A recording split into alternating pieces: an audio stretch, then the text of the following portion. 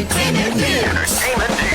Muling kinilala ng Society of Philippine Entertainment Editors ang industriya ng stakeholders na naglinang at nag-iwan ng marka sa Philippine cinema sa ginanap na 7th Eddie's Editors Edition Choice sa Pasay City kagabi. Itinanghal na Best Actor si Piolo Pascual dahil sa katangi-tangi pagganap nito sa 3 karakter sa Metro Manila Film Fest entry na Malyari. Ayon kay Piolo, nanginginig pa rin daw siya dahil di niya inaasahang magwawagi.